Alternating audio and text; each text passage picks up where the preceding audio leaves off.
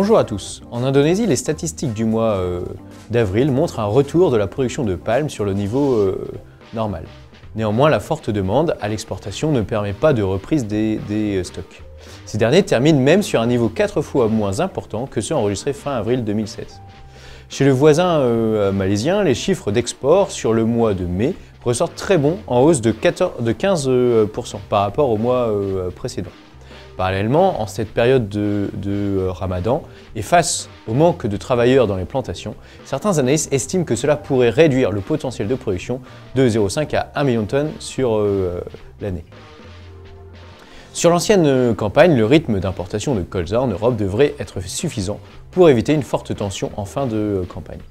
Néanmoins, au niveau mondial, le disponible exportable se réduit fortement.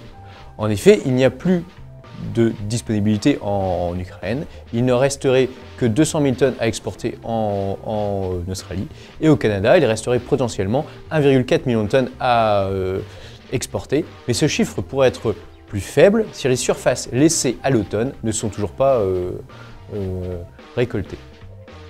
Ainsi, la demande internationale devrait se concentrer sur l'origine ukrainienne sur le début de la nouvelle campagne, jusqu'à l'arrivée de la récolte canadienne puis australienne. Or, le gouvernement ukrainien a annoncé récemment vouloir limiter les exportations pour soutenir la trituration locale. Si des taxes à l'exportation venaient à être mises en place, cela pourrait accentuer la tension sur le marché mondial. Pour le moment, le colza ukrainien calcule à l'import sur l'Europe, mais l'écart s'est nettement réduit ces dernières semaines. Un déficit de blé à haute teneur en protéines est en train de se créer. En effet, les deux principaux producteurs, les USA et le Canada, sont touchés par des aléas climatiques.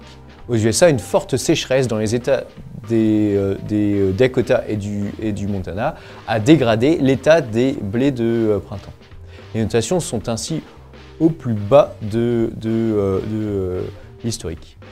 Même si des dégâts sont maintenant irréversibles, nous restons attentifs aux conditions climatiques. Cependant, les dernières prévisions indiquent des précipitations dans 6 jours. Concernant le Canada, les semis dans la zone nord de l'Alberta et du Saskatchewan ont été retardés par des précipitations excessives. 5% des surfaces du Saskatchewan pourraient ne pas être semées. Dans ces régions, les essais font état d'une perte de rendement de 1% par jour de retard dans les semis. Le retard de 10 jours dans les semis en Alberta devrait conduire à une perte de 10% sur le rendement. La production canadienne pourrait ainsi baisser de près de 2 millions de tonnes. En réaction, le marché du blé de printemps HRS de Minneapolis s'est fortement apprécié. Il est maintenant au plus haut depuis près de 2 ans.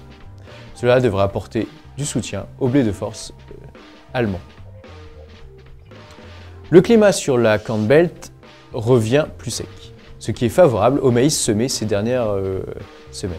D'ailleurs, les notations de culture commencent à s'améliorer. Elles passent de 65 à 68% de maïs noté bon à excellent. Pour mémoire, les notations des maïs l'année dernière étaient de 75% noté bon à excellent. La semaine dernière, les imports européens de maïs ont été importants, à plus de 500 000 tonnes. Fait rare, 200 000 tonnes de maïs américain ont été importés. Il resterait 100 000 tonnes à importer de cette origine. Les exports ukrainiens touchent à leur fin avec 90% déjà réalisés. Les origines sud-américaines peinent à prendre le relais en Europe puisque la demande des autres pays est très importante. Asie, Moyen-Orient et Afrique du Nord en tête. L'origine sud-américaine ne serait pas disponible avant août, voire septembre pour l'UE.